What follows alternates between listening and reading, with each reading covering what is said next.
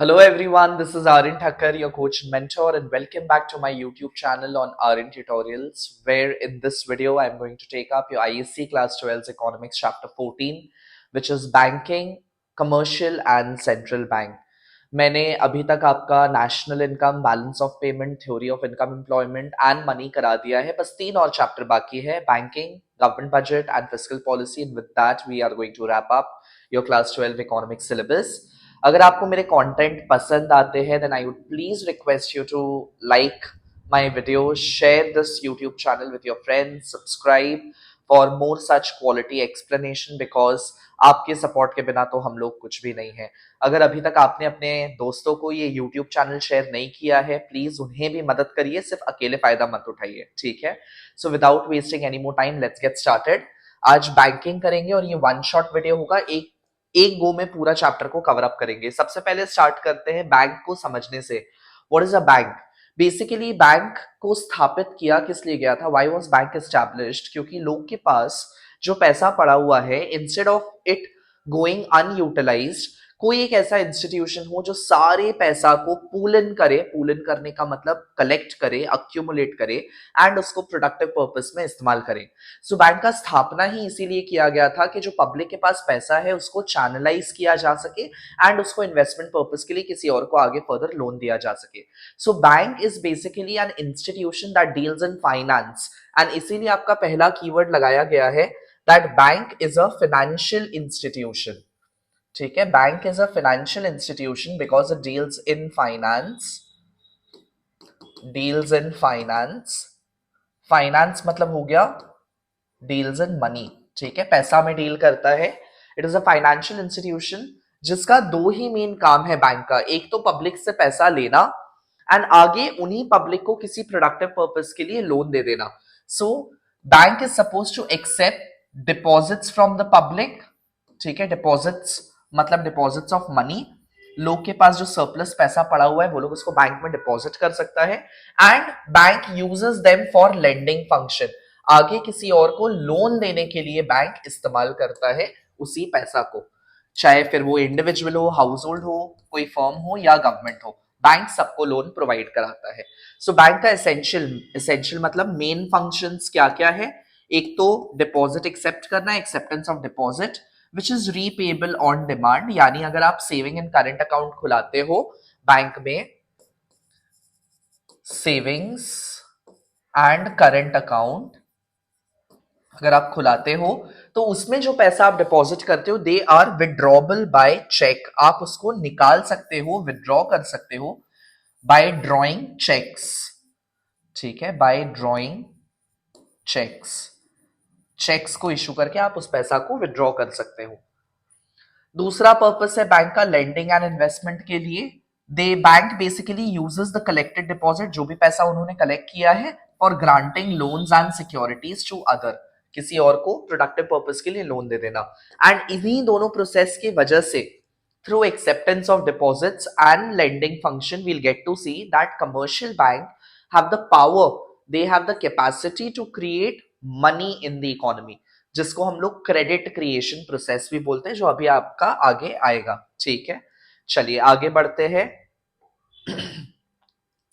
Types of bank के बारे में अगर बात करें तो हमें दो ही मेन टाइप ऑफ बैंक पढ़ना है, central bank and commercial bank. अभी जो बैंक का मीनिंग हमने देखा वो कमर्शियल के सेंस में देखा. Commercial banks are the one that accepts deposit from the public with the purpose of granting loan with the purpose of granting loan to the others. ठीक है, on the other hand in सारे commercial bank को regulate करने के लिए, monitor करने के लिए या सुपरवाइज करने के लिए एक सेंट्रल बैंक होता है. इंडिया के कॉन्टेक्स्ट में आपको पता होगा उसको हम लोग रिजर्व बैंक ऑफ इंडिया बोलते हैं, आरबीआई. ठीक है, उसे हम लोग रिजर्व बैंक ऑफ इंडिया बोलते हैं, जिसको आप एपेक्स इंस्टीट्यूशन बोल सकते हो. एपेक्स का मतलब होता है टॉप मोस्ट. टॉप मोस्ट सबसे ऊपर आता है, लाइक आरबीआई के ऊपर और कोई नहीं. सुप्रीम मॉनेटरी इंस्टीट्यूशन है जिसका काम है इकोनॉमी में करेंसी को इशू भी करना. आरबीआई के पास पावर है कि वो इकोनॉमी में जितना भी करेंसीज एंड कॉइन्स है उन सबको इशू करता है. At the same time monitor and control करता है. रेगुलेट मतलब मॉनिटर करता है, monitors and controls the entire banking system of the economy, यानी बाकी सारे कमर्शियल बैंक को आरबीआई कंट्रोल करता है। ठीक है, I hope that is clear, समझ में आ रहा है आपको। There is only one central bank in each country and Reserve bank of India is our central bank over here. चलिए आगे बढ़ते हैं। आरबीआई के फंक्शंस हम लोग आगे जाके डिटेल में भी डिस्कस करेंगे, बट कुछ कुछ मैं आपको बता देता हूं। आरबीआई के पास एक्सक्लूसिव पावर है करेंसी नोट्स को इशू करने का, that is issuing of currency. इसके अलावा आपका मॉनेटरी कंट्रोल, मतलब आरबीआई कुछ पॉलिसीज बनाता है जिसको मॉनेटरी पॉलिसी बोलते हैं, जो बैंकिंग रिलेटेड पॉलिसी होता है। उसमें भी हम लोग अभी चैप्टर के एंड में क्वांटिटेटिव एंड क्वालिटेटिव मेथड करेंगे, तो हमें ज्यादा क्लियर हो जाएगा, समझ में आ जाएगा कि कैसे वो अपना पावर को एक्सरसाइज करता है to control the flow of money supply created by the commercial bank. इसके अलावा रेगुलेट करता है, मॉनिटर करता है फ्लो ऑफ क्रेडिट को। बैंकर टू द गवर्नमेंट है, जैसे कमर्शियल बैंक पब्लिक के साथ डील करता है, हमारे बिहाफ पे हमारे कमर्शियल बैंक पैसा में डील करते हैं, गवर्नमेंट के बिहाफ पे सेंट्रल बैंक डील करता है, आरबीआई डील करता है। And lender of last resort का मतलब होता है कि जब भी कोई commercial bank they have exhausted their fund, उनके पास पैसा अगर ना हो, तो RBI is the last person, is the last resort जिसको वो लोग जाके अप्रोच करते हैं to make up for their crisis. उसके बाद कमर्शियल बैंक के बारे में ऑलरेडी मैंने आपको बता दिया, आप खुद से रीड कर सकते हो, देख सकते हो। कमर्शियल बैंक का काम है डिपॉजिट को एक्सेप्ट करना, accepting deposit from the public and providing loan to them, and in this process they create money और क्रेडिट। मनी क्रिएशन प्रोसेस होता है, कई कई गुना ज्यादा पैसा कमर्शियल बैंक जनरेट कर सकता है through their lending function. By lending out loans to public, they have the power to create much more money than what they are capable of। वो आगे हम लोग डिस्कस करेगा। मेन मोटिव क्या है कमर्शियल बैंक का? प्रॉफिट कमाना। कैसे? जो इंटरेस्ट चार्ज करता है, यानी जो आरओआई है, rate of interest on loans होता है कमर्शियल बैंक का, is much more then rate of interest on deposit. Commercial bank public को सेविंग अकाउंट में इंटरेस्ट भी तो देता है ना, बैंक हमें इंटरेस्ट प्रोवाइड करता है, लेकिन जो हमसे इंटरेस्ट वसूलता है, चार्ज करता है, that is much more than what they provide interest to the public. So in that process they are able to generate profit out of it. Example कुछ कुछ, State Bank of India, commercial bank का State Bank of India है, Union Bank है, Bank of Baroda है, ICICI bank etcetera, ये सारे आपके commercial bank है। कमर्शियल मतलब ही हुआ प्रॉफिट मोटिव, पैसा कमाने के पर्पज से वो लोग ऑपरेट करता है। चलिए नेक्स्ट आगे आते हैं फंक्शंस ऑफ कमर्शियल बैंक के ऊपर। कमर्शियल बैंक का मेन फंक्शन, सबसे पहला प्राइमरी फंक्शन भी आप बोल सकते हो उसको, these are your primary function. ठीक है, लाइक द मोस्ट बेसिक, सबसे पहला फंक्शन यही शुरू होता है, which is accepting deposit. Accepting deposit यानी पब्लिक के पास जो पैसा है उसको एक्सेप्ट करना, उनसे लेना, अक्यूमुलेट करना, ताकि उनको आगे प्रोडक्टिव पर्पस के लिए चैनलाइज कर सके उस मनी को, लोन प्रोवाइड करके। So it is the primary function of commercial bank, the most basic function where bank receive deposit from individual firm and institution। ठीक है, इंस्टीट्यूशन हो, इंडिविजुअल हो या कोई भी फर्म हो, उससे पैसा को एक्सेप्ट करता है। Deposits are the main source of fund for bank, यहीं से बैंक के पास पैसा आता है। And people deposit their money, किस किस पर्पस के लिए लोग अपना पैसा बैंक में डिपॉजिट करता है? एक तो इंटरेस्ट कमाने के लिए, सेफ्टी के लिए क्योंकि बैंक में पैसा सेफ है, एंड कन्वीनियंस के लिए। कन्वीनियंस यानी जब फंड ट्रांसफर करना हो, जब किसी को पैसा ट्रांसफर करना हो, फंड ट्रांसफर करना हो, तो उस टाइम पे बैंक को यूज करना बहुत आसान है। बैंक बहुत सारे फैसिलिटी देता है। आपने कॉमर्स स्टूडेंट हो अगर आप, तो आपने आरटीजीएस, एनईएफटी, आईएमपीएस ये सब के बारे में पढ़ा होगा, बैंक ड्राफ्ट के बारे में पढ़ा होगा। तो उन्हीं इंस्ट्रूमेंट को यूज करके कमर्शियल बैंक आराम से पैसा को ट्रांसफर कर सकता है। चलिए आगे बढ़ते हैं। टाइप्स ऑफ डिपॉजिट के बारे में अगर बात करें कि कमर्शियल बैंक कितने प्रकार से डिपॉजिट को एक्सेप्ट करता है, तो इसको मैं दो मेन ब्रॉड कैटेगरी में डिवाइड करना चाहूंगा। डिपॉजिट्स को I would like to divide it under two main broad category. One is your demand deposit and other is your time deposit. Demand deposit क्या होता है? Demand deposit are those deposits the amount on which, जिसके ऊपर आप पैसा withdraw कर सकते हो ऑन डिमांड। मतलब जब भी आपको पैसा का रिक्वायरमेंट हो, आप उस पैसा को आराम से विड्रॉ कर सकते हो from commercial bank by drawing cheques. Cheques को इशू करके आप पैसा निकाल सकते हो। सो बेसिकली डिमांड डिपॉजिट में दो मेन टाइप के अकाउंट आते हैं। एक तो current account, primarily current account ही आता है डिमांड डिपॉजिट में, क्योंकि यहां पे आप जब चाहो तब पैसा को विड्रॉ कर सकते हो। कोई भी प्रकार का बैंक के ऊपर रिस्ट्रिक्शन, बैंक का आपके ऊपर रिस्ट्रिक्शन नहीं है। लेकिन सेविंग अकाउंट से भी अगर आप चाहो तो आप पैसा को विड्रॉ कर सकते हो चेक्स को इश्यू करके, बट एक up to a specific limit, एक लिमिट लगाता है बैंक विड्रॉ के ऊपर, विड्रॉइंग के ऊपर, विड्रॉएबल ट्रांजैक्शंस के ऊपर एक रिस्ट्रिक्शन, एक लिमिट लगाता है कि आप शायद 3 बार से ज्यादा एक दिन में विड्रॉ नहीं कर पाओगे, वो भी एक पर्टिकुलर कैटेगरी ऑफ अमाउंट के लिए, ठीक है। सो डिमांड डिपॉजिट यानी आप पैसा को विड्रॉ कर सकते हो ऑन डिमांड। टाइम डिपॉजिट में आता है fixed deposit, FD, fixed deposit account आता है, एंड रेकरिंग डिपॉजिट भी आता है, रेकरिंग डिपॉजिट अकाउंट। यानी दोनों ही, एफडी हो या आरडी हो, आपने जितने समय के लिए कराया है, जब तक वो टाइम पीरियड एक्सपायर नहीं होगा, कंप्लीट नहीं होगा, तब तक आप उसमें से पैसा नहीं निकाल सकते हो, ठीक है। तो आइए स्टार्ट करते हैं। सबसे पहले करंट अकाउंट के साथ क्या बोल रहा है, current account is payable on demand and that is why it is regarded as demand deposit. जब आपको पैसा निकालना हो आप निकाल सकते हो, विड्रॉबल एनी टाइम, जब आपको पैसा का जरूरत हो आप करंट अकाउंट से निकाल सकते हो, by cheque, no limit on the amount और फ्रीक्वेंसी। जितना अमाउंट का आपको निकालना है आप निकाल सकते हो, एंड जितना बार आपको निकालना है आप उतना बार निकाल सकते हो। So no limit on amount and frequency. Mostly businessman make use of this account, क्योंकि बिजनेसमैन को जब आगे किसी को पेमेंट करना होता है तो उन्हें रिस्ट्रिक्शंस नहीं चाहिए होता है बोल के, बिजनेसमैन एंड ट्रेडर्स के बीच में करंट अकाउंट बहुत ज्यादा फेमस है, पॉपुलर है। And but very important fact about current account, यहाँ पे कोई इंटरेस्ट नहीं पे किया जाता है। करंट अकाउंट में अकाउंट होल्डर्स को बैंक सामने से कोई भी इंटरेस्ट नहीं देता है, जीरो इंटरेस्ट होता है। रादर अगर आप करंट अकाउंट को बहुत सारे फैसिलिटीज मिलते हैं, एंड उन फैसिलिटीज को अगर आप यूज करते हो तो आपको बैंक को सर्विस चार्जेस पे करना पड़ता है फॉर मेकिंग यूज ऑफ दो सर्विसेज, ठीक है। Now talking about saving account, saving account basically general public खुलाता है, किस लिए, सेविंग का आदत डालने के लिए। क्योंकि बैंक में ऐसा हिसाब किताब होता है ना कि एक बार आपने पैसा डाल दिया तो आपके पेरेंट्स भी बोलते होंगे यार बैंक वाला पैसा को मत छू, बैंक वाला पैसा को मत छू। इट इज लाइक जब जरूरत होगा, इमरजेंसी होगा, तभी हम लोग बैंक से पैसा को विड्रॉ करेंगे, अदरवाइज नहीं करेंगे। सो सेविंग अकाउंट भी जब आप चाहो तब निकाल सकते हो, लेकिन विथ रिस्ट्रिक्शन, ट्रांजैक्शंस के ऊपर, स्पेशली विथड्रॉल्स के ऊपर। यानी आप एक बार में एक लिमिट से ज्यादा विड्रॉ नहीं कर सकते हो, विड्रॉल्स के ऊपर रिस्ट्रिक्शंस होता है। डिपॉजिट जितना बार करना है आप कर सकते हो, लेकिन विड्रॉ एक पर्टिकुलर लिमिट तक ही आप एक दिन में कर सकते हो। अच्छा, करंट अकाउंट में ऐसा है कि आप जीरो बैलेंस भी मेंटेन कर सकते हो, लेकिन सेविंग अकाउंट में ऐसा नहीं है। As long as you are not opening a zero balance वाला सेविंग अकाउंट, वो अलग कैटेगरी है ऑल टुगेदर, बट अदरवाइज आपको एक मिनिमम बैलेंस मेंटेन करना पड़ता ही है। फॉर पब्लिक बैंक, यानी जो गवर्नमेंट बेस्ड कमर्शियल बैंक है, उनके लिए 3,000 रुपए आपके अकाउंट में हमेशा मिनिमम बैलेंस होना चाहिए। प्राइवेट बैंक के लिए 10,000 रुपीज होना चाहिए, ठीक है। आइडियल फॉर किसके लिए सबसे अच्छा ये अकाउंट, हाउस होल्ड के लिए, सैलरीड पर्सन के लिए, या रिटायर्ड इंडिविजुअल्स के लिए ये लोग सेविंग अकाउंट खुलाना पसंद करते हैं।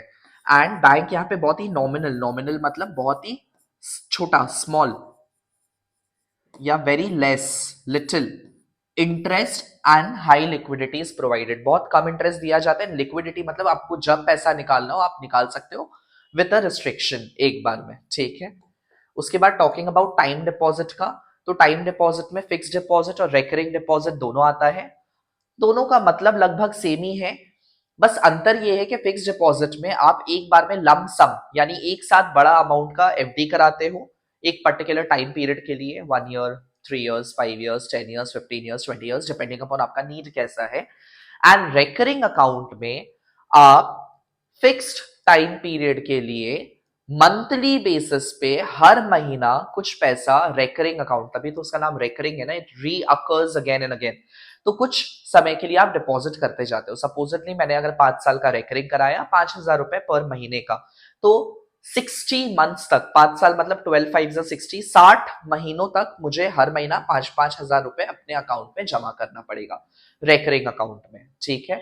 सो फिक्स डिपॉजिट अकाउंट कौन खुलाता है, वो लोग खुलाता है जिनके पास आइडल कैश पड़ा हुआ है, ठीक है। आइडियली आइडल, खाली पैसा पड़ा हुआ है to spare for some time, उन्हें कुछ काम नहीं आने वाला है 10 5 10 साल के लिए उस पैसा का, तो उन्होंने एफडी करा लिया उसका। एंड रेकरिंग कौन खुलाता है? रेकरिंग वो लोग खुलाते हैं जिनको आदत डेवलप करना होता है, those who want to develop the habit of savings, those who inculcate the habit of saving, ठीक है, जिन्हें बचत करने में प्रॉब्लम होती है, वो लोग चाहते हैं कि उनका पैसा साइड होते जाए एंड वो लोग उसको टच ना कर पाए, तो वो लोग रेकरिंग अकाउंट खुलवाना प्रेफर करते हैं। I hope that is clear. And दोनों ही recurring account and fix deposit account को हम लोग इंटरेस्ट अर्निंग डिपॉजिट अकाउंट बोलते हैं, बिकॉज जितना लंबा ड्यूरेशन होगा उतना ज्यादा इंटरेस्ट मिलेगा आपको। Higher is the time period, higher will be the rate of interest in both fixed and recurring account. तो आप देख लीजिए, fixed account is deposited for a fixed time period, not payable on demand and no check facility is provided. They are also regarded as time deposit because money can be withdrawn only after the expiry of that time period. वो समय complete होगा उसके बाद ही आप पैसा को निकाल सकते हो। Higher interest rate than saving deposit and longer the period, higher is the interest. And recurring account भी it's a type of fixed deposit but with monthly deposit. Like 2000 रुपए आप हर महीना डाल रहे हो 5 साल के लिए, 10 साल के लिए, जितना भी आपका रिक्वायरमेंट हो। So it encourages, mainly इसको खुलवाया जाता है to encourage regular saving habit and suitable for small savers aiming for a future lump sum. आपको फ्यूचर में जाके बड़ा अमाउंट चाहिए तो आप अभी से रेकरिंग अकाउंट करना स्टार्ट कर देते हो, पैसा बचाना जोड़ना स्टार्ट कर देते हो, ठीक है।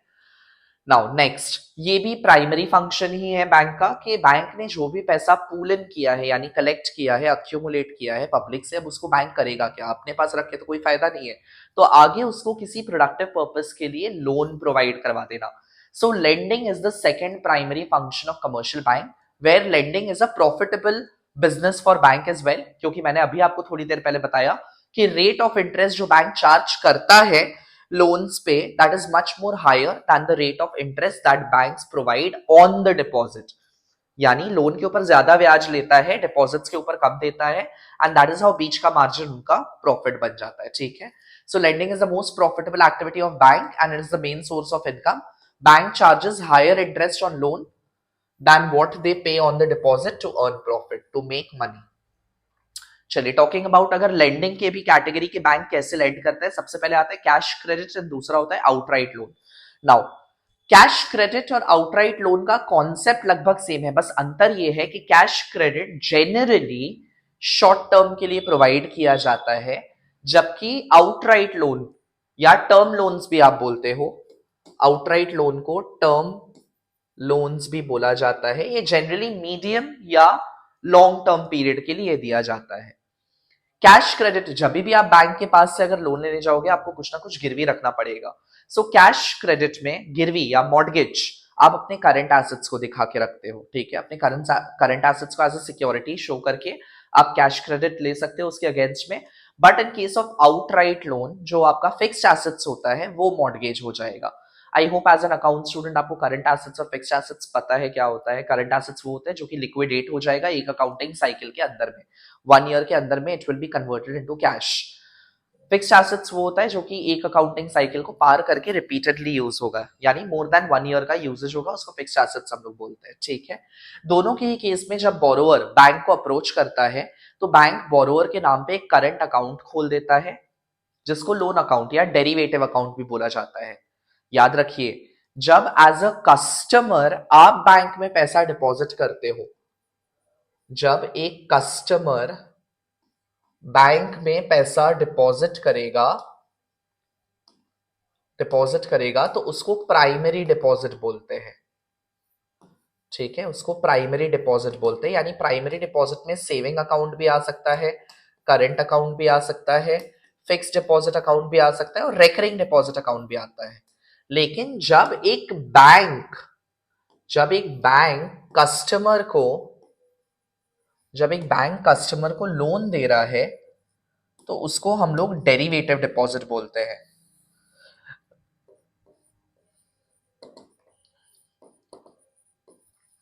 उसको हम लोग डेरिवेटिव डिपॉजिट बोलते हैं। बैंक जब भी डेरिवेटिव डिपॉजिट देता है वो सिर्फ करंट अकाउंट में देता है। क्यों करंट अकाउंट में देता है? क्योंकि करंट अकाउंट में कोई इंटरेस्ट नहीं पे करना पड़ता है बैंक को, इसीलिए। अब आप खुद ही सोचिए, अगर बैंक ने आपको लोन सेविंग अकाउंट में दे दिया तो एक तरफ बैंक भी आपको इंटरेस्ट दे रहा है और आप भी बैंक को इंटरेस्ट दे रहे हो, तो ये कैसा हिसाब किताब हुआ? बोल के बैंक लोन देते वक्त हमेशा करंट अकाउंट पे ही लोन देता है। सो कैश क्रेडिट और आउटराइट लोन दोनों के केस में जब भी बोरोवर को पैसा का रिक्वायरमेंट हो, बैंक उसके नाम पे एक करंट अकाउंट खोल देगा एंड उसमें अमाउंट को डिपॉजिट कर देगा अब you as a borrower as per your requirement या तो आप एक बार में पूरा कैश फुल में निकाल लो, या तो as in when you need crops, जैसे आपको जरूरत पड़े तब आप उस पैसा को निकालिए। बट अंतर यह है कि कैश क्रेडिट में आप जितना अमाउंट यूज करोगे सिर्फ उतना पे ही आपको इंटरेस्ट देना पड़ेगा। सपोजिटली मैंने 5 लाख का कैश क्रेडिट लिया, लेकिन मैंने यूज सिर्फ 2 लाख रुपए किया, तो मुझे सिर्फ 2 लाख रुपए के ऊपर ब्याज देना पड़ेगा, 3 लाख रुपए के ऊपर इंटरेस्ट नहीं पे करना होगा। But in case of outright या टर्म लोन, आपने जितना अमाउंट का लोन लिया होगा पूरे अमाउंट के ऊपर आपको इंटरेस्ट पे करना पड़ेगा।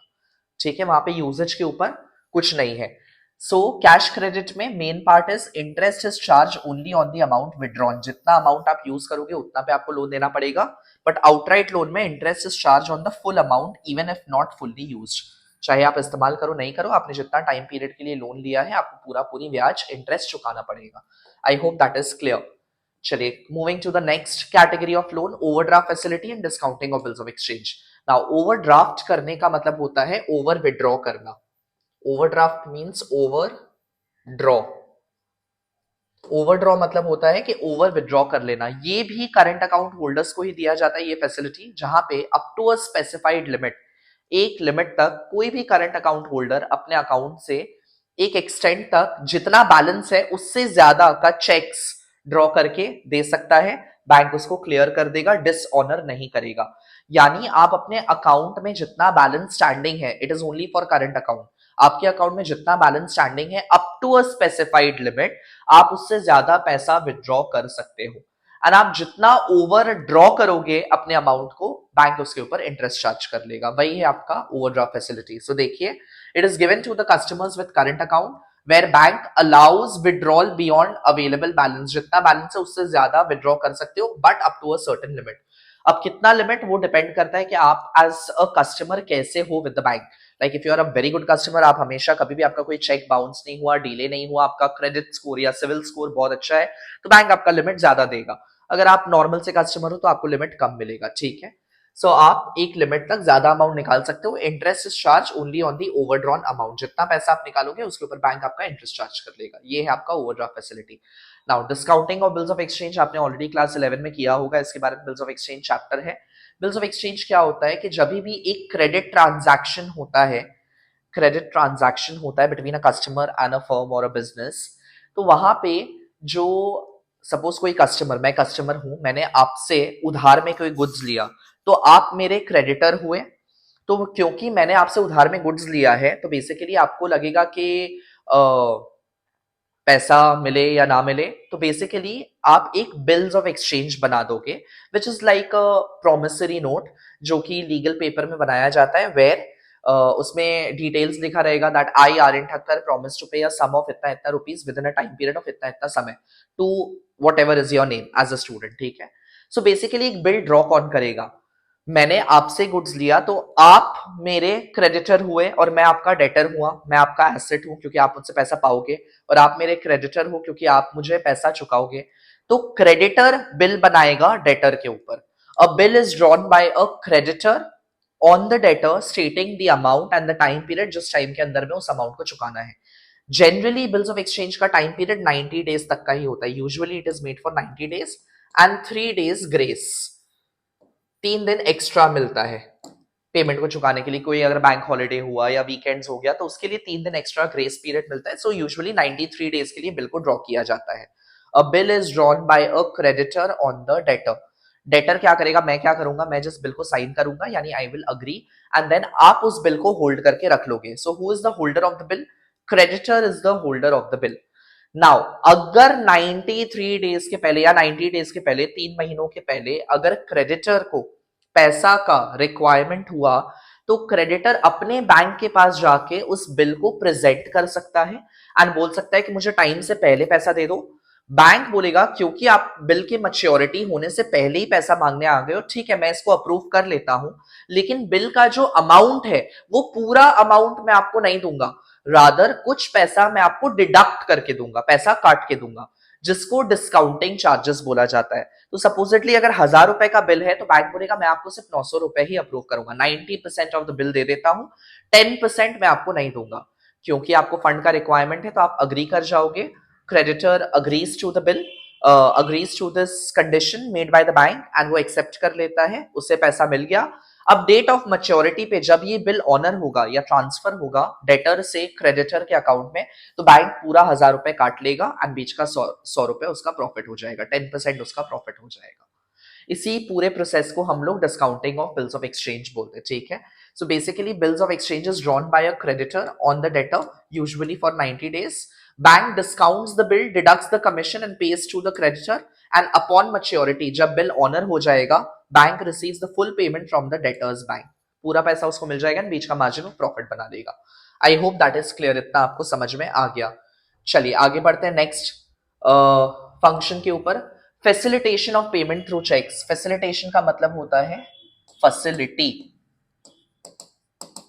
ठीक है, फैसिलिटी कि आपको चेक फैसिलिटी मिल रहा है, यानी आप किसी भी पर्सन को अगर पैसा देना चाहते हो तो आप चेक्स के थ्रू दे सकते हो, इजी है, कन्वीनियंट है, कैश मिस कैलकुलेशन नहीं हो जाएगा, मतलब कैश को काउंट करने में एरर नहीं हो जाएगा। हाँ, अब ओवरसाइट एरर हो गया, आपने गलती से 1 0 ज्यादा लिख दिया या कम लिख दिया चेक में, तो वो बात अलग है, but apart from that generally safe payment है, ठीक है। कैश खो जाने का, चोरी हो जाने का चांसेस ज्यादा होता है, चेक में ऐसा कुछ भी नहीं होता है। So cheque payment is safe, it is cheap and convenient, easy to transfer, customers can receive and make payment through cheques, दोनों कर सकता है, रिसीव भी कर सकता है, पेमेंट कर भी सकता है, एंड बैंक कलेक्ट कर लेता है on the behalf of their customer. यानी मैं खाली जाऊंगा, मुझे अगर आपने चेक दिया तो मैं अपने बैंक में जाऊंगा, उसको ड्रॉप बॉक्स में डाल दूंगा, बैंक मेरे बिहाफ पे आपके बैंक अकाउंट से पैसा को कलेक्ट करके मुझे ट्रांसफर कर देगा मेरे अकाउंट, ठीक है। तो ये कन्वीनियंट बना देता है फंड ट्रांसफर सिस्टम को। उसके बाद transferring of fund apart from cheque, bank बहुत सारे फैसिलिटीज देता है, फैसिलिटीज लाइक एनईएफटी आपने सुना होगा कॉमर्स में, आरटीजीएस आपने सुना होगा, अभी तो यूपीआई आ गया है, यूनिफाइड पेमेंट इंटरफेस, ठीक है। तो ये सब इंस्ट्रूमेंट बैंक आपको प्रोवाइड करता है, डेबिट कार्ड, क्रेडिट कार्ड, जिसके थ्रू आप फंड को इजीली ट्रांसफर कर सकते हो एक पर्सन से another person. So bank enables, allows quick and safe remittance. Remittance का मतलब होता है ट्रांसफर, रेमिटेंस मींस ट्रांसफर, ठीक है। Remittance of fund, instrument like cheques, draft, pay orders, mail, telegraph, email, RTGS, NEFT, UPI, these are some of the instrument that banks provide to the customer for their safe transfer and speedy and easy transfer of fund from one person to another person. I hope that is clear. Now agency function, commercial bank अपने customer के लिए as an agent का भी काम करता है।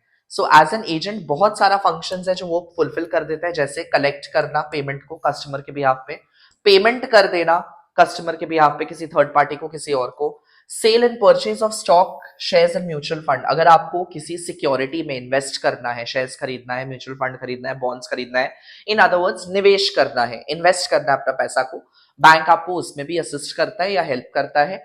Foreign exchange dealing, अगर आप एक्सपोर्ट इंपोर्ट करते हो, आपको पेमेंट करना है या रिसीव करना है, या आपने कॉमर्स में क्लास 11 में पढ़ा होगा एक्सपोर्ट इंपोर्ट ट्रेड में कि लेटर ऑफ क्रेडिट चाहिए, letter of credit is a guarantee by the bank कि आपका पैसा डिनाई नहीं होगा सामने वाला को, on the behalf of importer, bank आपके बिहाफ पे वो कर देता है। तो इशूइंग लेटर ऑफ क्रेडिट है, गिविंग गारंटीज है, acting as trustee and executor, मतलब कि कस्टमर का अगर कोई वसीहत, विल है, विल यानी वसीहत है, जिसको आप चाहते हो कि आपके मरने के बाद उसको एग्जीक्यूट किया जाए, परफॉर्म किया जाए, तो bank is the safest person to do so, कि बैंक को जाके आप अपना विल दे दिए कि ये मेरा वेल्थ है, ये मेरा एसेट है, मेरे मरने के बाद ऐसे ऐसे आप अपने मेरे पैसे को मेरे बच्चों और मेरे फैमिली में बांट देना, तो बैंक आपके आपके बिहाफ पे वो काम भी कर देगा, ठीक है। तो ये हो गया आपका agency function. Talking about general utility means some more miscellaneous, some additional function bank का, जैसे लॉकर फैसिलिटी है, आप बैंक में अपना ज्वेलरीज रखने के लिए, वैल्यूएबल्स को रखने के लिए लॉकर को यूज कर सकते हो। इसके अलावा अगर आप बाहर घूमने जा रहे हो, अब्रॉड जा रहे हो, तो आपका इंडियन रुपी में तो पेमेंट नहीं हो सकता है, आपको फॉरेन करेंसी का रिक्वायरमेंट होगा। अब फॉरेन करेंसी ले जाने पे भी एक पाबंदी, एक रिस्ट्रिक्शन होता है, लाइक आप अमेरिका जा रहे हो तो आप $1,000 से ज्यादा लेके नहीं जाते हो, तो इन दैट केस अगर मुझे $1,000 से ज्यादा का रिक्वायरमेंट हुआ, तब तब आप ट्रैवलर्स चेक पुराना चलता था लेके जा सकते थे। Travellers cheque basically pre printed cheques हुआ करते थे, $1, $2, $5 का, पूरा आपको गड्डी बना के दे देता था, एंड आप उसको परफोरेटेड स्लिप्स होता था, परफोरेटेड यानी dot dot dot dot dot, आप जस्ट उसको फाड़ के पे कर सकते थे। अब तो वो भी रिप्लेस हो गया फॉरेक्स कार्ड के थ्रू, अब तो लोग फॉरेक्स को लेके जाते हैं, फॉरेक्स कार्ड को लेके जाते हैं, जो इंटरनेशनल डेबिट या क्रेडिट कार्ड होता है ना, आप उसको यूज कर सकते हो पेमेंट के लिए वहां पे। गिफ्ट चेक्स मतलब वाउचर्स वगैरह हो गए, वाउचर्स वगैरह हो गए, आपने कुछ शॉपिंग किया अगर क्रेडिट कार्ड के थ्रू तो आपको बोनस पॉइंट्स वगैरह मिलता है एंड आप उस पॉइंट्स को रिडीम कर सकते हो बाद में कैश के टर्म्स में, ठीक है। तो ये सारा प्रोवाइडिंग डेबिट क्रेडिट कार्ड। अगर आपको टैक्स फाइल करना है तो बैंक उसमें भी आपको असिस्ट करता है, टैक्स में असिस्ट करता है, असिस्टेंस देता है, इन्वेस्टमेंट, फाइनेंशियल एडवाइजरी, बहुत सारा काम करता है अपने कस्टमर्स के लिए। ये कुछ एडिशनल फंक्शंस हो गए कमर्शियल बैंक के, ठीक है। Now coming to the very important topic of this chapter, credit creation process by commercial bank. ध्यान से इसको समझिएगा। बैंक जो डिपॉजिट को एक्सेप्ट करता है एंड जो लोन देता है पब्लिक को, इसी प्रोसेस के दौरान, इसी lending and accepting deposit function के दौरान बैंक के पास एक पावर आ जाता है कि वो अपने कैपेसिटी से कई गुना ज्यादा पैसा इकोनॉमी में बढ़ा सकता है, इंक्रीज कर सकता है, वॉल्यूम ऑफ क्रेडिट को इंक्रीज कर सकता है, यानी मनी सप्लाई को इंक्रीज कर सकता है। उसी को हम लोग क्रेडिट क्रिएशन या मनी क्रिएशन प्रोसेस भी बोलते हैं। तो ये आएगा कितना मार्क का? या तो 4 मार्क का आएगा। क्रेडिट क्रिएशन को मनी क्रिएशन भी बोलते हैं। या तो ये 4 मार्क का क्वेश्चन आ सकता है, 4 मार्क्स का, या तो फिर 6 मार्क का क्वेश्चन आता है। तो आप उसमें लिखोगे क्या? सबसे पहले तो आप इंट्रोडक्शन पार्ट बताओगे कि है क्या। कमर्शियल बैंक क्रिएट क्रेडिट यानी deposit money through accepting deposit and lending function. यानी बैंक जो अपना प्राइमरी फंक्शन परफॉर्म कर रहा है, बैंक जो अपना प्राइमरी फंक्शन परफॉर्म कर रहा है यानी accepting of deposit and granting credit, उसी के थ्रू बैंक कई गुना ज्यादा पैसा जनरेट कर सकता है इकोनॉमी में। So money is created through initial deposit and bank create multiple amount of credit. जैसे टाइप्स ऑफ डिपॉजिट मैंने ऑलरेडी आपको बता दिया कि जब भी कोई कस्टमर, अगर कोई कस्टमर बैंक में पैसा डालेगा तो वो उसकी प्राइमरी डिपॉजिट में चला जाएगा, फिर चाहे वो करंट हो, सेविंग हो, फिक्स्ड हो या रेकरिंग हो। लेकिन जब बैंक किसी कस्टमर को लोन देगा, बैंक किसी कस्टमर को लोन देगा तो वो उसके डेरिवेटिव डिपॉजिट में जाएगा। So customer to bank is primary deposit, but bank to customer in terms of loans is your derivative deposit, DD, ठीक है। सो आप देख लीजिए, पढ़ लीजिए क्या लिखा है। Cash deposited by customer into saving, current, fixed and recurring account is primary deposit. But वहीं जब लोन ग्रांट किया जाएगा by bank which is credited into borrowers current account, mainly current account में हो जाता है, जिसके अगेंस्ट में कोई कैश नहीं पे किया जाएगा, उसको हम लोग डेरिवेटिव डिपॉजिट बोलेंगे। नाउ जब भी, क्या अब आपके मन में सवाल आएगा कि बैंक पूरा पैसा लोन दे सकता है? मतलब मैंने अगर 1,000 रुपए डाला बैंक में तो बैंक मेरा उस पूरा 1,000 रुपए को किसी और को लोन दे सकता है क्या? 1,000 रुपए नहीं, नहीं दे सकता है। क्योंकि कल को अगर मैं विड्रॉ करने गया पैसा को और बैंक बोलेगा मुझे कि आपका पैसा तो मैंने किसी और को लोन दे दिया, सॉरी आपका पैसा तो है नहीं मेरे पास, तो मैं तो तमाचा मार दूंगा, बैंक को खींच के थप्पड़ मार दूंगा कि मेरा पैसा को कैसे लोन दे दिया। जनरली ऐसा ऑब्जर्व किया गया है कि कोई भी नॉर्मल इंसान या पब्लिक होता है कि जो नंबर नंबर ऑफ डिपॉजिट्स, कि एक इंसान जो डिपॉजिट डालता है, it is always more than the number of withdrawals. एक पर्सन हमेशा ज्यादा डिपॉजिट करता है दैन जितना विड्रॉ करता है। तो बोल के जब भी कोई कस्टमर बैंक में पैसा डालता है तो बैंक उसका कुछ परसेंटेज को साइड कर देता है, कुछ percent of that accepting deposit, जितना बैंक ने डिपॉजिट एक्सेप्ट किया है उसको साइड कर देगा, जिसको बोला जाता है लीगल रिजर्व रेशियो, LRR, ठीक है। ये सेट कौन करता है? ये सेट आरबीआई करता है, ये सेट आरबीआई करता है। तो आरबीआई के इंस्ट्रक्शंस पे हर कमर्शियल बैंक को certain percentage of the total deposit, net total deposit, चाहे वो करंट का हो, सेविंग्स का हो, फिक्स्ड का हो या रेकरिंग का हो, हर एक बैंक को साइड कर लेना है। वो लीगल रिजर्व को साइड करने के बाद जितना बैलेंसिंग अमाउंट बचा, जो भी पैसा बचेगा, बैंक उसको आगे किसी और को लोन दे सकता है। तो सपोजिटली मान लीजिए अगर कस्टमर ने, यानी मैं, आर्यन ने, अगर आर्यन ने अपने HDFC बैंक में पैसा डिपॉजिट किया, से ₹1,000, मैंने 1,000 रुपए डिपॉजिट किया एंड लीगल रिजर्व रेशियो को सेट किया है एट 20%, तो बैंक को इस 1,000 रुपए का 20% यानी कि ₹200 को साइड करना पड़ेगा एज अ रिजर्व, क्योंकि आरबीआई ने बोला है। एंड उसके बाद जो रिमेनिंग अमाउंट है यानी जो 800 रुपए है, वो किसी मिस्टर बी को एज लोन दे सकता है बैंक, यानी HDFC मिस्टर बी को 800 रुपए खाली लोन दे सकता है, 1,000 रुपए पूरा लोन नहीं दे सकता है, ठीक है। I hope that is clear.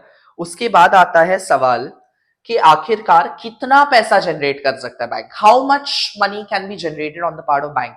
उसके लिए एक फॉर्मूला बनाया गया है जिसको क्रेडिट मल्टीप्लायर बोलते हैं, जिसका formula is 1:LRR, 1 to the ratio of legal reserve ratio. मैंने एग्जाम्पल क्या लिया लीगल रिजर्व रेशियो का, 20% लिया।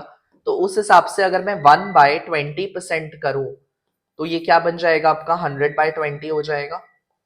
आई होप इतना तो आपको पता है, इट इज 1/20/100/1, जो कि 100/20 हो जाएगा, यानी कि ये बन गया 5 times.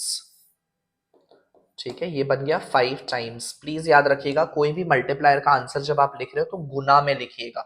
Multiplier is always written in terms of times. So मैं जितना पैसा बैंक में डालूंगा, बैंक 20% लीगल रिजर्व के हिसाब से 5 गुना पैसा उसका बना लेगा। इसी पूरा मैकेनिज्म प्रोसेस को क्रेडिट क्रिएशन बोलते हैं। आइए इसको हम लोग एक टेबल के थ्रू समझते हैं।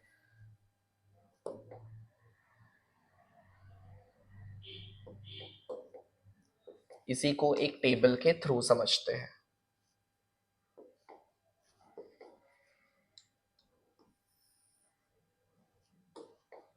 यहां मैं ले लूंगा राउंड्स, यहां मैं डालूंगा प्राइमरी डिपॉजिट, यहां आएगा लीगल रिजर्व रेशियो, एंड यहां आ जाएगा आपका डेरिवेटिव डिपॉजिट। ठीक है, सपोजिटली यहां मैं लिख दे रहा हूं राउंड्स, कितना बार घूमेगा, प्राइमरी डिपॉजिट,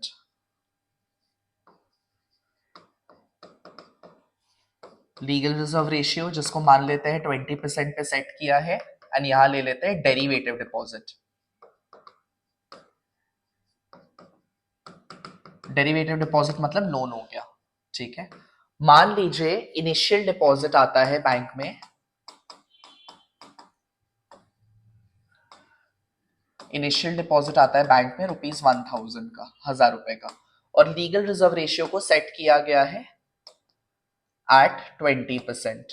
ठीक है, तो मैं यहां लिखूंगा इनिशियल, सपोजिटली 1000 रुपए आया प्राइमरी अकाउंट में, बैंक इसका 20% मतलब कितना तोड़ेगा पैसा, ₹200, एंड आगे लोन कितना का दे सकता है, 800 रुपए।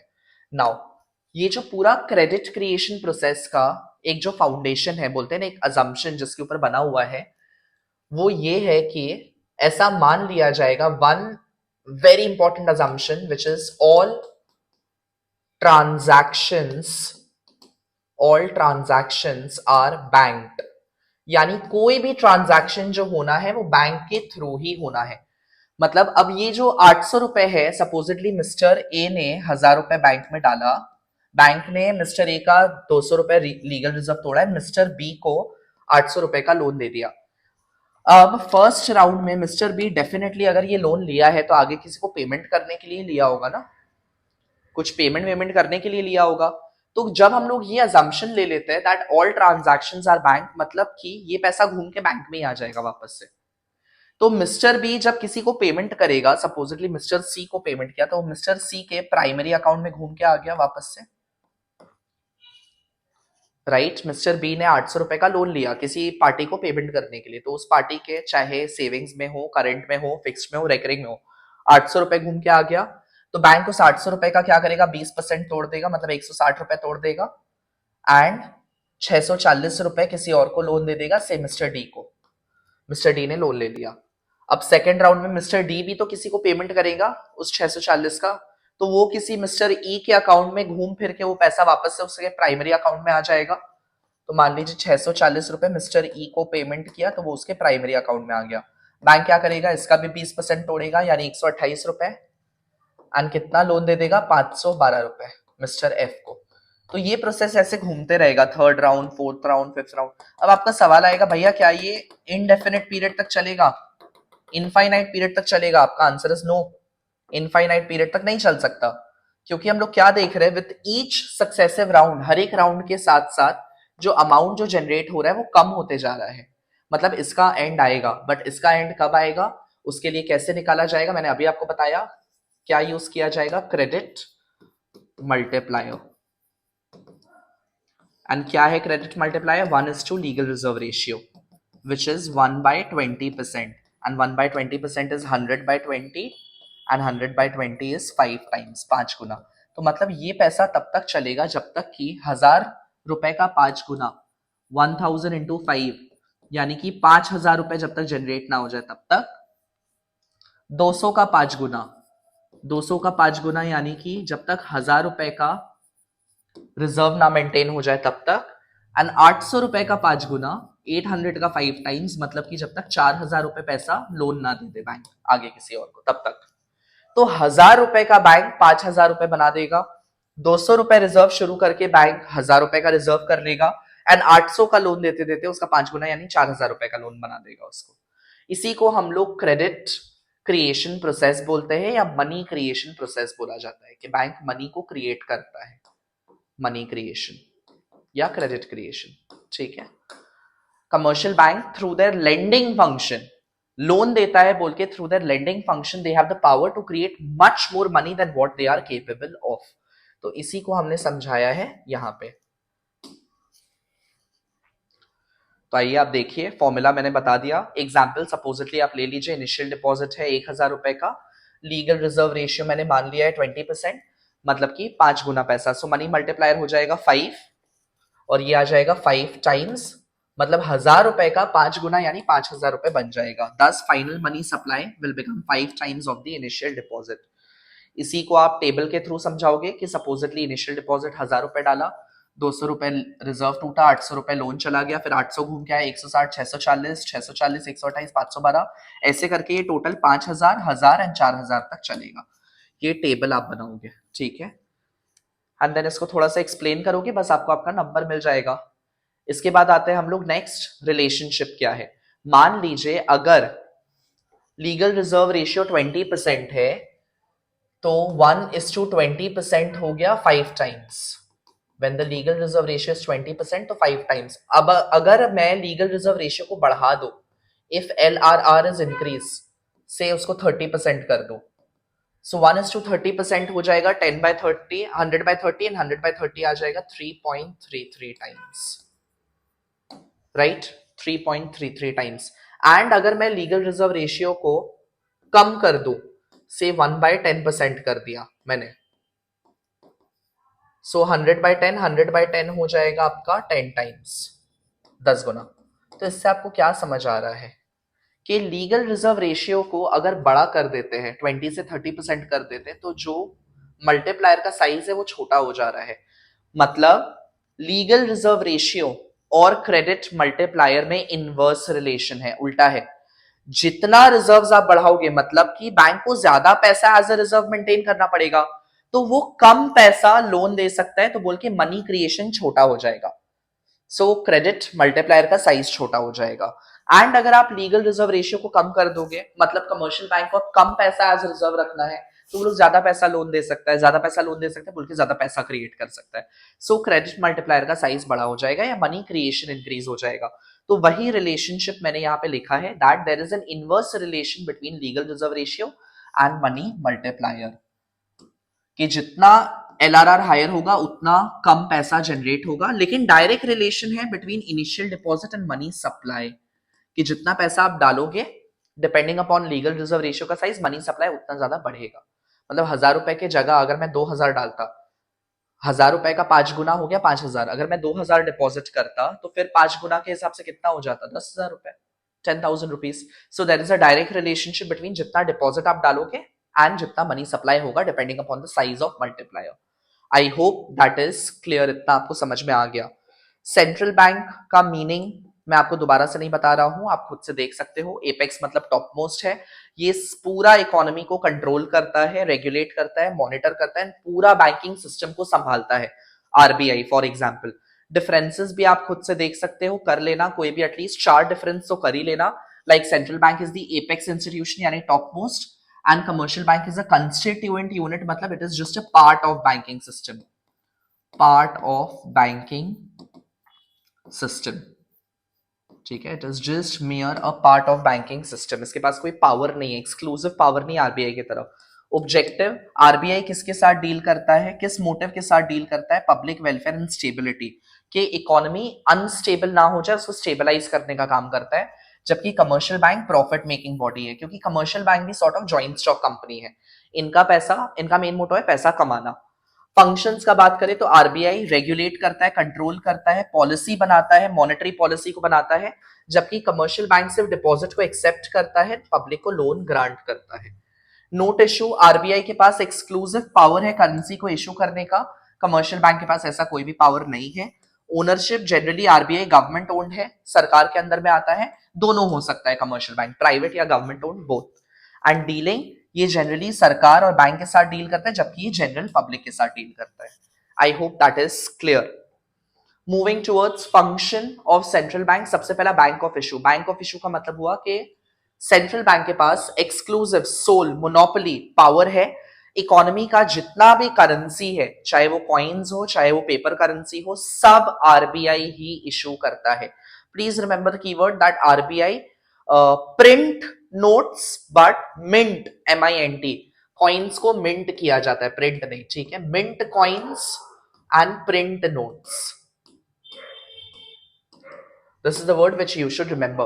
So central bank enjoys monopoly of note issue, मतलब only it can issue currency notes and coins, उसके अलावा कोई नहीं कर सकता है। नोट जो भी इशू करता है उसको लीगल टेंडर बोलते हैं, हमने मनी चैप्टर में किया था। लीगल टेंडर मतलब it is legally sanctioned, approved by the government, बोल के आप इसको एज अ पेमेंट के लिए इस्तेमाल कर सकते हो, बैंक उसको बैकअप कर रहा है। इंडिया में आरबीआई के पास है पूरा currency except for 1 rupee note. ये पहले के जमाना में जो 1 रुपी नोट आता था वो मिनिस्ट्री ऑफ फाइनेंस इशू करता था, बाकी सारा करेंसी आरबीआई इशू करता है। And must maintain a minimum reserve in gold and foreign exchange. अब RBI unlimited amount of currency नहीं इशू कर सकता है, उन्हें कुछ ना कुछ रिजर्व्स बना के ही करेंसी को इशू करना होता है, चाहे गोल्ड हो चाहे फॉरेन करेंसी हो, ठीक है। एडवांटेजेस 2 या 3 कर लीजिएगा कि क्या एडवांटेज होता है इस टाइप का मोनोपोली ऑफ नोट इशू से। यूनिफॉर्मिटी, एक जैसा currency throughout the economy घूमेगा। वाइडर एक्सेप्टेबिलिटी, लोग ज्यादा एक्सेप्ट करेंगे। भरोसा, पब्लिक को कॉन्फिडेंस रहेगा। And it provides a prestige, the exclusivity to the currency, like RBI के अलावा और किसी इंस्टीट्यूशन के पास पावर नहीं है, ठीक है। तो एक पब्लिक फेथ एंड कॉन्फिडेंस आता है। इफेक्टिव कंट्रोल, जब भी आरबीआई को पैसा को एक्सपैंड या कॉन्ट्रैक्ट करना हो तो वो लीगल रिजर्व के थ्रू बढ़ा के या घटा के उसको कर सकता है।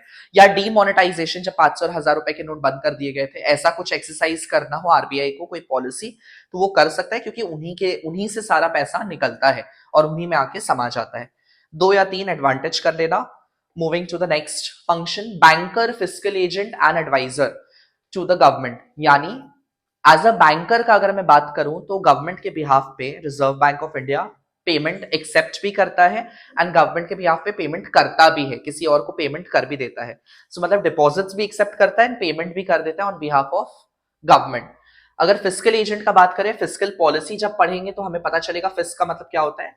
फिस्कल का बेसिकली मीनिंग होता है which uses the instrument of taxes, expenditure, public expenditure and public debt, debt को इस्तेमाल करना, ठीक है, tax, expenditure, debt. So basically RBI को एज एन एडवाइजर बोलता है कि कब टैक्स बढ़ाना चाहिए, कब घटाना चाहिए, कब गवर्नमेंट को अपना पब्लिक एक्सपेंडिचर बढ़ाना चाहिए, किस एरियाज में बढ़ाना चाहिए, कहां से कट डाउन कर देना चाहिए, कब पब्लिक से बोरो करना चाहिए, मतलब लोन्स लेना चाहिए, कब पब्लिक को लोन रीपे बैक कर देना चाहिए, ये सारा एडवाइजरी आरबीआई देता है, ठीक है।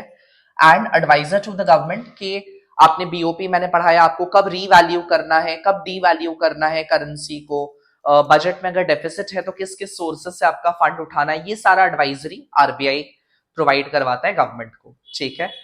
देन आता है बैंकर टू द बैंक।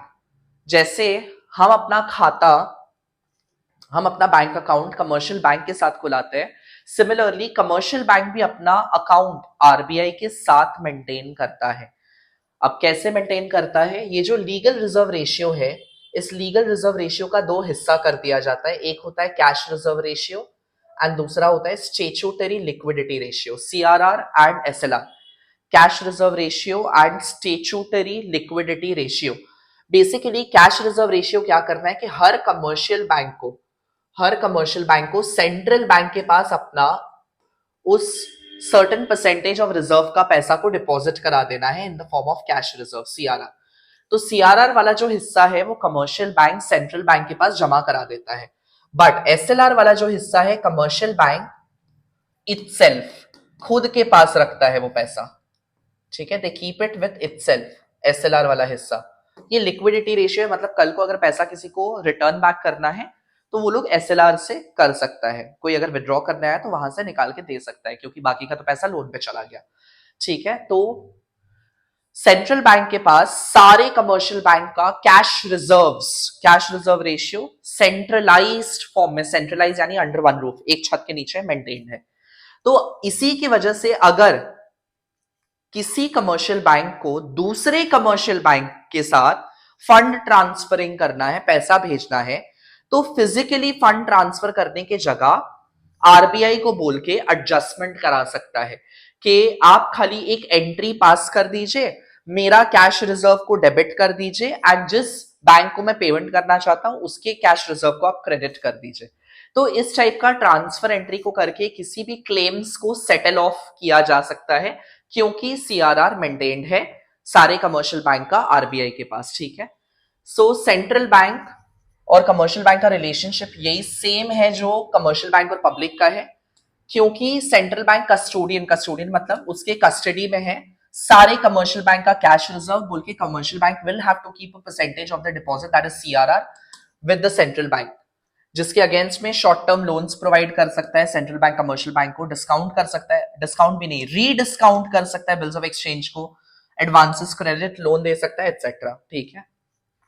अगर किसी भी इंटर बैंक सेटलमेंट को करना है, यानी एक बैंक को दूसरे बैंक को पैसा भेजना है, तो आसानी होता है, स्ट्रेंथन्स बैंकिंग सिस्टम को थोड़ा मजबूत बनाता है, इंश्योर्स इलास्टिक यानी flexible credit system, loan system को इजी बनाता है एटसेट्रा। 2 या 3 एडवांटेज कर लीजिएगा यहां से।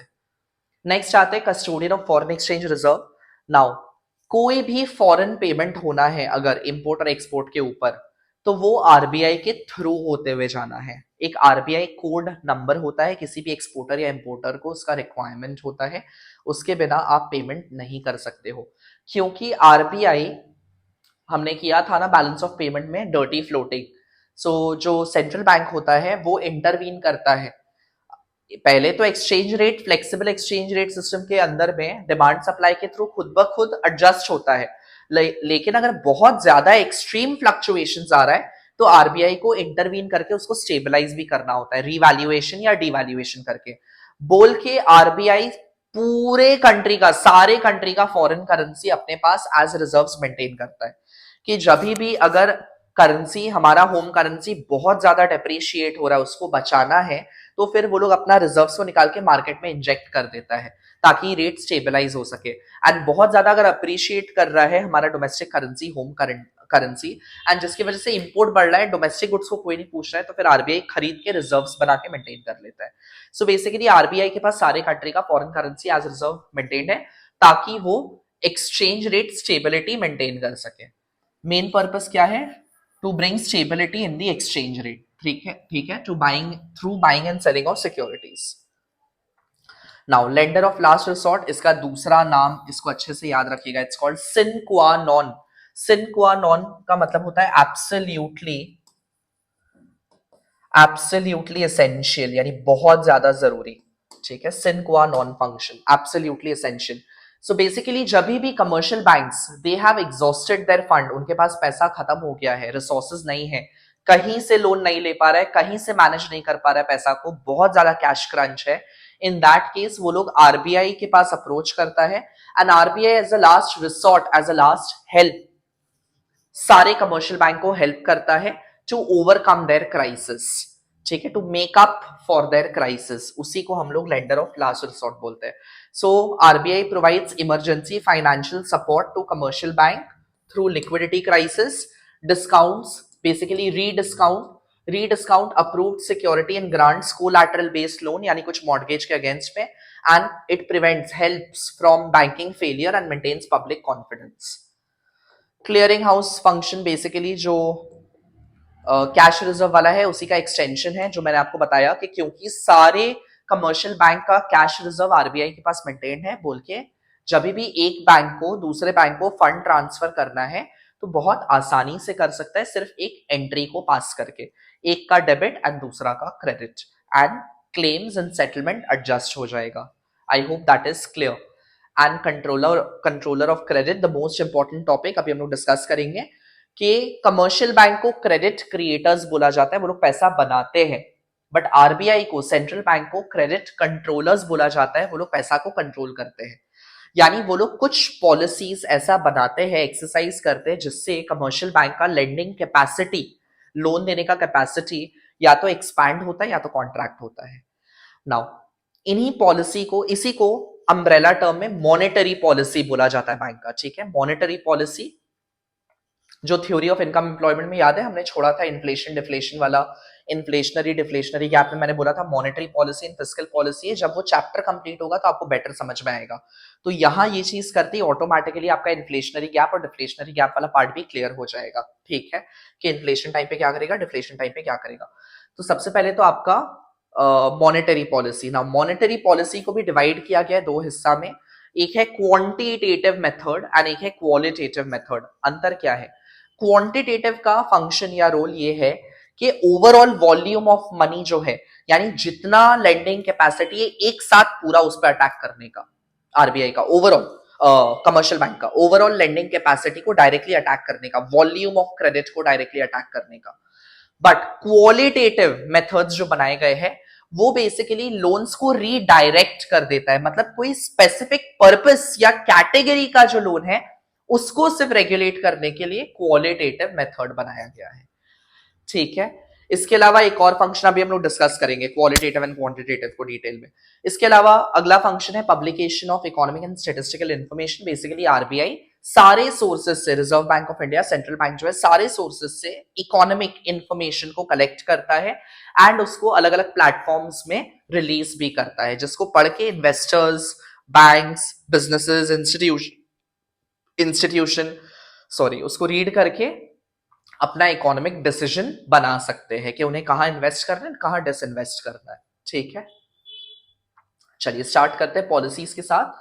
सबसे पहले तो quantitative method of credit control policy, जैसा कि मैंने बताया ये ओवरऑल वॉल्यूम ऑफ क्रेडिट को अटैक करता है, मतलब एक साथ आप कितना लोन दे सकते हो उसका साइज को एक्सपैंड या कॉन्ट्रैक्ट करता है। इसमें 4 पॉलिसी बनाया गया है। बैंक रेट पॉलिसी है, ओपन मार्केट ऑपरेशन है, आपका सीआरआर है और एसएलआर है। सबसे पहले बैंक रेट के साथ शुरू करते हैं। बैंक रेट क्या होता है? It is the rate of interest. Bank rate is the rate of interest at which central bank जिस रेट ऑफ इंटरेस्ट पे कमर्शियल बैंक को लोन देता है, उसी आरओआई को, रेट ऑफ इंटरेस्ट को हम लोग बैंक रेट बोलते हैं, ठीक है। Bank rate is the rate of interest at which central bank gives loans to commercial bank. Now considering that bank rate, उस बैंक रेट को कंसिडर करते हुए कमर्शियल बैंक पब्लिक के लिए रेट ऑफ इंटरेस्ट किस पे? ऑन लोन्स, अलग अलग कैटेगरी ऑफ लोन्स पे डिसाइड करता है।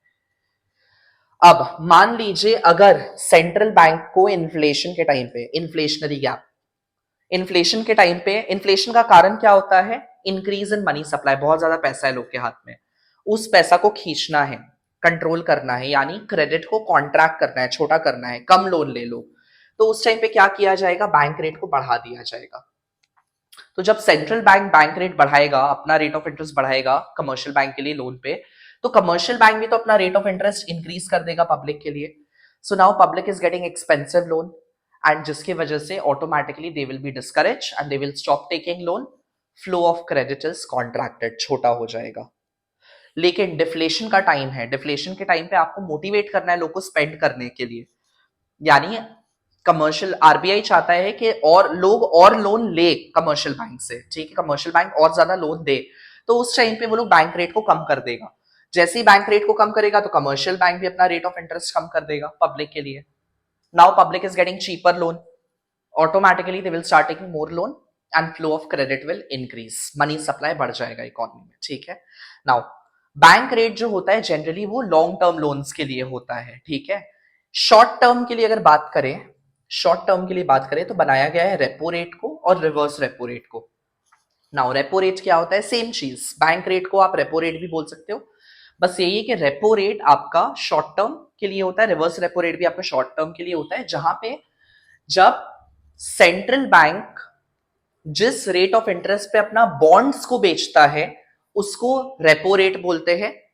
सो it is the rate at which RBI lends to bank for short period, that is your keyword, short period, ठीक है, short period is your keyword. So जब RBI, reserve bank of India, क्या करता है, commercial bank को cell करता है, क्या सेल करता है, बॉन्ड्स सेल करता है, नहीं सॉरी माय बैड, जब आरबीआई कमर्शियल बैंक को दे रहा है, क्या दे रहा है, लोन दे रहा है, लोन दे रहा है मतलब कैसे लोन देगा, कमर्शियल बैंक से बॉन्ड्स को परचेज करके, खरीद के, ठीक है, बॉन्ड्स को परचेज करके लोन देगा, उसको हम लोग आपका रेपो रेट बोलते हैं। सिमिलरली जब आरबीआई आरबीआई लोन ले लेगा किससे, कमर्शियल बैंक से, और कैसे लेगा, जब आरबीआई सेल करेगा, क्या चीज सेल करेगा, बॉन्ड्स को, तो उसको हम लोग रिवर्स रेपो रेट बोलते हैं। So repo rate is the rate of interest, it is the rate of interest at which RBI purchases bonds from commercial bank, and reverse repo rate is the rate of interest, it is the rate of interest at which RBI sells bond to commercial bank, ठीक है। Inflation का अगर time है तो दोनों ही repo rate और reverse repo rate को increase कर दिया जाएगा। अब आप खुद सोचिए कि जब आरबीआई अभी लोन दे रहा है कमर्शियल बैंक को, मतलब कमर्शियल बैंक को फ्यूचर में वो लोन अमाउंट चुकाना पड़ेगा विथ इंटरेस्ट। मैं दूसरा कलर यूज कर लेता हूं, ठीक है, मतलब फ्यूचर में कमर्शियल बैंक को लोन रीपे बैक करना पड़ेगा, लोन रीपेमेंट प्लस इंटरेस्ट के साथ चुकाना पड़ेगा, क्योंकि अभी लोन लिया है। तो आरबीआई अगर इस रेपो रेट को इंक्रीज कर दे तो मतलब कमर्शियल बैंक को फ्यूचर में ज्यादा इंटरेस्ट चुकाना पड़ेगा, लोन्स एक्सपेंसिव हो गए तो ऑटोमेटिकली कमर्शियल बैंक लोन लेगा ही नहीं। अब कमर्शियल बैंक लोन लेगा नहीं तो उनके पास पैसा है नहीं, तो वो लोग पब्लिक को आगे लोन दे नहीं सकता है, तो ऑटोमेटिकली फ्लो ऑफ क्रेडिट छोटा हो जाएगा, कम हो जाएगा। सो इन्फ्लेशन के टाइम पे रेपो रेट को इंक्रीज कर दिया जाता है, डिफ्लेशन के टाइम पे डिक्रीज कर दिया जाता है। सिमिलरली रिवर्स रेपो रेट को भी इन्फ्लेशन के टाइम पे बढ़ा दिया जाता है। क्यों? क्योंकि मान लीजिए अगर कमर्शियल बैंक ने अभी लोन दिया है, मतलब आरबीआई कमर्शियल बैंक को रीपे करेगा वो बॉन्ड का अमाउंट, राइट, रीपे होगा, repay of loans plus interest के साथ, तो अगर रिवर्स रेपो रेट को बढ़ा दे, यानी फ्यूचर में कमर्शियल बैंक को ज्यादा इंटरेस्ट मिलेगा लोन के ऊपर, तो ऑटोमेटिकली वो लोग अभी ज्यादा लोन देना शुरू कर देगा आरबीआई को, आरबीआई के पास पैसा डाल देगा, लोन दे देगा, तो उनके हाथ में अभी तो कैश नहीं बचा ना, पैसा तो अभी नहीं है, right now they don't have money to give it to loans. Future का फ्यूचर में देखा जाएगा, फ्यूचर में आरबीआई वापस से इंटरेस्ट को बदल के कुछ कंट्रोल कर सकता है। अभी फिलहाल इन्फ्लेशन को टैकल करना है तो अभी रिवर्स रेपो रेट बढ़ा दो, ताकि अट्रैक्टिव इंटरेस्ट की वजह से कि कमर्शियल बैंक को ज्यादा इंटरेस्ट मिलेगा फ्यूचर में बोल के वो लोग अभी आरबीआई को लोन दे देगा, and right now they are left with no cash, तो वो लोग आगे लोन नहीं दे सकता है, automatically flow of credit is contracted, छोटा हो जाएगा। ये हो गया आपका repo rate and reverse repo rate, ठीक है। सो इन्फ्लेशन के टाइम पे बैंक रेट को बढ़ा दिया जाएगा, डिफ्लेशन के टाइम पे घटा दिया जाएगा।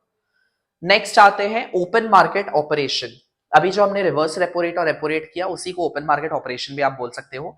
It is nothing, it is just the buying and selling of bonds and securities on the part of RBI with commercial bank and public. So RBI अपना गवर्नमेंट का bonds and securities को खरीदता and बेचता है commercial bank के साथ and public के साथ।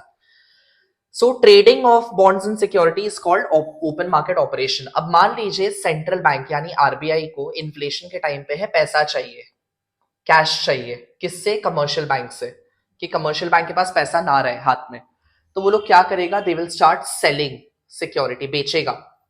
सो once they start selling security, उसके अगेंस्ट में कमर्शियल बैंक कैश डिपॉजिट करेगा, पैसा डालेगा, तो राइट नाउ उनके हाथ में पैसा नहीं बचा, automatically they can not give loans to public, credit is contracted. And deflation के टाइम पे क्या करेगा, डिफ्लेशन के टाइम पे आरबीआई चाहता है कि कमर्शियल बैंक और लोन दे, सो आरबीआई कैश देगा कमर्शियल बैंक को, इसका मतलब आरबीआई परचेज कर लेगा, बॉन्ड्स को परचेज कर लेगा, तो उसके अगेंस्ट में आरबीआई कैश देगा, कमर्शियल के हाथ में कैश आएगा तो वो लोग आगे पब्लिक को और लोन दे पाएगा, and flow of credit will start to increase, ठीक है। उसके बाद आता है आपका cash reserve ratio and statutory liquidity ratio. Basically ये हमने ऑलरेडी कर लिया। We know that legal reserve ratio जो है वही सीआरआर है प्लस वही एसएलआर है, तो अगर लीगल रिजर्व रेशियो को बढ़ा दिया जाए तो आपने क्या देखा था, क्रेडिट मल्टीप्लायर। अगर लीगल रिजर्व रेशियो को बढ़ा दे रहे तो क्रेडिट मल्टीप्लायर छोटा हो जा रहा है, यानी मनी सप्लाई डिक्रीज हो जाएगा। In other words legal reserve को बढ़ाने का मतलब है अगर सीआरआर एसएलआर दोनों बढ़ गया, सीआरआर इंक्रीज हो गया, एसएलआर इंक्रीज हो गया, मतलब कमर्शियल बैंक को ज्यादा पैसा रिजर्व रखना है सेंट्रल के पास, सीआरआर इस सेंट्रल के पास रखना है, एसएलआर इस खुद के पास रखना है, ज्यादा पैसा रिजर्व बना के, मतलब वो लोग कम लोन दे सकता है, ऑटोमेटिकली मनी सप्लाई छोटा हो जाएगा। एंड अगर लीगल रिजर्व रेशियो को कम कर दिया जाए, मतलब सीआरआर को कम कर दिया जाए और एसएलआर को कम कर दिया जाए, तो कमर्शियल बैंक को कम पैसा एज रिजर्व्स मेंटेन करना पड़ेगा, वो लोग ज्यादा लोन दे सकता है, कमर्शियल बैंक पब्लिक को ज्यादा लोन दे सकता है, ऑटोमेटिकली मनी सप्लाई इंक्रीज हो जाएगा। ठीक है, I hope that is clear, इतना आपको समझ में आ गया। यही है आपका मॉनेटरी मेजर्स जो वहां पे इन्फ्लेशनरी और डिफ्लेशनरी गैप में है, तो I hope it is clear. चलिए moving towards qualitative method. Qualitative का मतलब होता है कि खाली जो डायरेक्शन है या कोई भी स्पेसिफिक यूज के लिए जो लोन है उसको सिलेक्टेड एरियाज में डाइवर्ट कर देना, हटा देना, ठीक है, रीडायरेक्ट कर देना, रीचैनलाइज कर देना, दूसरे डायरेक्शन में ले जाना। तो इसमें है सबसे पहला regulation of consumer credit. Consumer credit का मतलब होता है कि बहुत बार कस्टमर्स जो ड्यूरेबल आइटम होता है वो कैश बेसिस पे नहीं खरीदता है। सपोजिटली आपको गाड़ी खरीदना है, आप पूरा रोकड़ा देके गाड़ी खरीद सकते हैं? The answer is no. आप क्या करोगे, 10% 20% उसका डाउन पेमेंट दे दोगे, बाकी 80% अमाउंट या 90% अमाउंट आप बैंक से लोन ले लोगे, राइट? उसको हम लोग हायर परचेज सिस्टम बोलते हैं, हायर परचेज सिस्टम, जिसमें आप क्या कर रहे हो, जो भी अमाउंट है, जो भी रुपीज है, उसका कुछ हिस्सा एज डाउन पेमेंट दे दे रहे हो, जो कि आप किस में दोगे, कैश के फॉर्म में, so cash down payment, and बाकी का हिस्सा को आप करवा लेते हो फाइनेंस। फाइनेंस यानी आप ले लेते हो लोन, जिसको आप चुकाओगे कैसे, ईएमआई के फॉर्म में, इजी मंथली इंस्टॉलमेंट। अब ये जो डाउन पेमेंट का परसेंटेज है और ईएमआई का टाइम पीरियड है, ठीक है, डाउन पेमेंट का जो परसेंटेज है,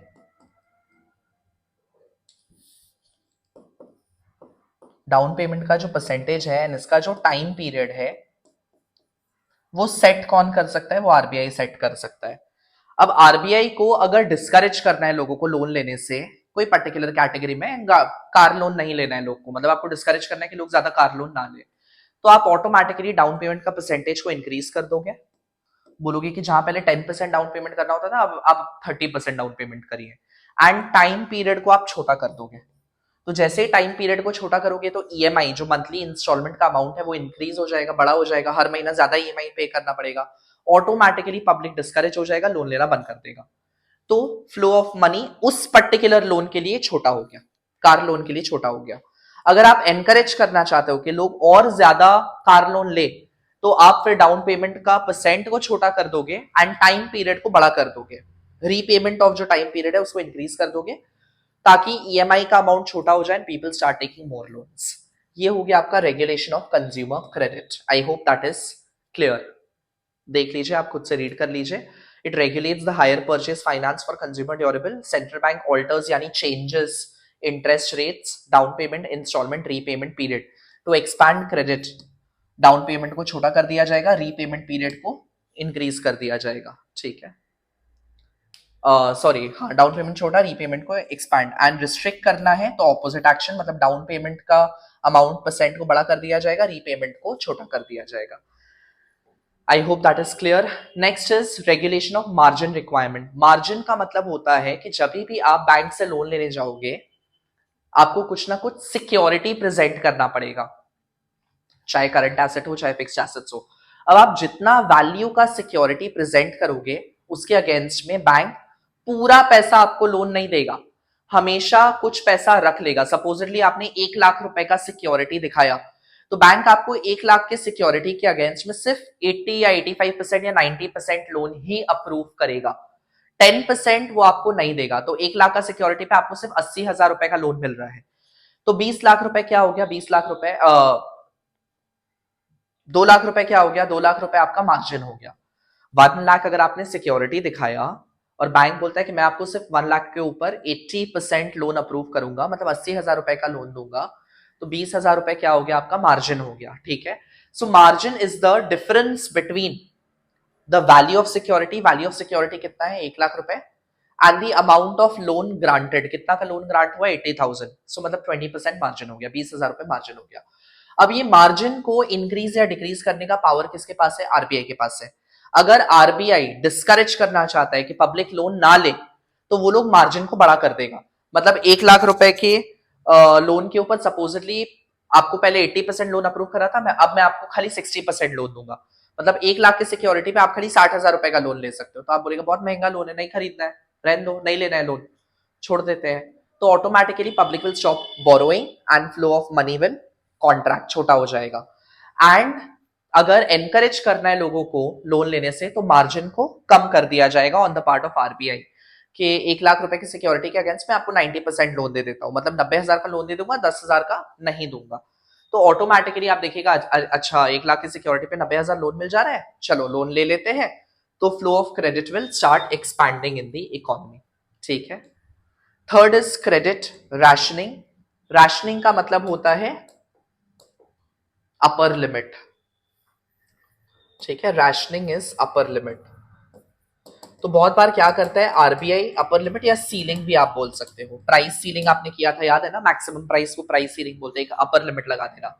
सो रैशनिंग का मतलब होता है कि आरबीआई बहुत बार कमर्शियल बैंक के पर्टिकुलर कैटेगरी ऑफ लोन्स के ऊपर सीलिंग लगा देता है या अपर लिमिट लगा देता है कि इससे ज्यादा का आप लोन नहीं दे सकते, या तो अमाउंट के ऊपर सीलिंग लगा देता है कि आप 30 करोड़ से ज्यादा कार लोन नहीं दे सकते, 30 करोड़ से ज्यादा एक फाइनेंशियल ईयर में कार लोन नहीं दोगे। या तो फिर परसेंटेज को सेट कर देता है कि आप जितना भी पूरा साल में डिपॉजिट को एक्सेप्ट करोगे उसका 10%, 20%, 15%, 30% से ज्यादा आप पर्टिकुलर कैटेगरी ऑफ लोन के लिए नहीं दे सकते, ठीक है। सो दो तरीका से सीलिंग लगाना, या तो अमाउंट के ऊपर सीलिंग लगा देना यानी रिस्ट्रिक्शन लगा देना कि इससे ज्यादा नहीं, या तो परसेंटेज के ऊपर सीलिंग लगा देना कि इससे ज्यादा परसेंट का आप लोन नहीं दे सकते हैं अपना टोटल डिपॉजिट का। इसके बाद आता है डायरेक्ट एक्शन। डायरेक्ट एक्शन होता है बेसिकली पेनल्टी, पीनलाइज करना। अगर आरबीआई ने कोई पॉलिसी बनाया था एंड कमर्शियल बैंक ने अबाइड बाय नहीं किया, मतलब फॉलो नहीं किया, उनको फाइनेंशियल क्राइसिस हो गया, कैश क्रंच हो गया, पैसा का मुसीबत आ गया, तो एज ए लास्ट रिसोर्ट वो लोग आरबीआई के पास आएंगे। आरबीआई बोलेगा ठीक है मैं तेरे को लोन दे देता हूं, अब तू मेरे को पेनल्टी रेट ऑफ इंटरेस्ट दो। क्यों पेनल्टी रेट ऑफ इंटरेस्ट दो, मैंने ऑलरेडी गाइडलाइंस दिया था कि ये पर्टिकुलर कैटेगरी के लिए लोन मत देना, तूने दिया, तेरा पैसा डूब गया, अब तू मेरे को पेनल्टी दे, या फिर हम तुमको लोन ही नहीं देगा, डिसअप्रूव कर देता है कि आपको और फर्दर लोन नहीं मिलेगा आरबीआई से। ये होता है एक्शन लेना कि refusal of rediscounting of loans या फिर charging penal rate of interest. Penal means penalty, ठीक है। Moral suasion. मॉरल सुएशन का मतलब, suasion is a short form of persuasion and persuade करने का मतलब होता है कन्विंस करना। तो आरबीआई का जब एनुअल जनरल मीटिंग होता है सारे कमर्शियल बैंक्स के साथ हर साल, तो वहां पे इनफॉर्मल तरीका से हंसी मजाक करते हुए बोलता है भाई जो बताया है तुमको वही पॉलिसी फॉलो करना, हाँ पैसा डुबा मत देना, तो अगर डूब गया तो फिर मेरे पास भी मत आना, ठीक है। So informally persuade, convince, request करने का कोशिश करता है कमर्शियल बैंक को to align themselves to follow a particular monetary policy, कि जो मॉनेटरी पॉलिसी बनाया है वही आपके लिए अच्छा है, सबका साथ सबका विकास, अगर आप इसको फॉलो नहीं करेंगे तो आप डूब जाएंगे। तो उसी को हम लोग मॉरल सुएशन बोलते हैं। And then comes your publicity. Publicity basically क्या होता है कि मीडिया के ऊपर आके, मीडिया हाउसेस में आके आरबीआई बहुत सारे डेटा को रिलीज करता है, इंफॉर्मेशन पास ऑन करता है, जिसको पढ़ के बैंक्स भी और कमर्शियल बैंक्स भी और पब्लिक भी अलर्ट रहते हैं, अजाइल रहते हैं कि कुछ गड़बड़ ना हो जाए उनका पैसा के साथ, ठीक है। So RBI releases economic data and reports to influence the public opinion and put moral pressure on the bank कि वो लोग इस पर्टिकुलर कैटेगरी के लिए लोन ना दे या दे, ठीक है। And with this we complete our banking. Difference between quantitative qualitative आप 2 पॉइंट कर लेना यहाँ से, हालांकि ये है नहीं बट यू नो इनकेस अगर पूछ ले। So quantitative method is to control the overall volume of credit. Qualitative is basically to control the specific kind of credit. ठीक है। Objective to maintain price stability and control inflation deflation to ensure the credit flow in the selected sectors areas. Particular areas में credit जाए या ना जाए, scope broad है क्योंकि ये ओवरऑल अटैक करता है पूरे एरिया को, ये नैरो है क्योंकि स्पेसिफिक एरियाज को ही अटैक कर रहा है। एंड मेथड्स के बारे में ऑलरेडी डिस्कस कर लिया हमने, bank rate, open market operation, CRR, SLR. यहाँ पे consumer credit, margin requirement, rationing, direct action, ये सारे कुछ मेथड है। 2 पॉइंट कोई भी आप कर लीजिएगा यहाँ से, ठीक है। With this we come to the end of our banking chapter. I hope आपको समझ में आ गया। अगर कोई डाउट होगा तो प्लीज उसको कमेंट सेक्शन में जरूर से ड्रॉप करना। I will pick that up soon. And I hope you are liking my content. If you are, then please do like, share, subscribe, and share this YouTube channel with your friends.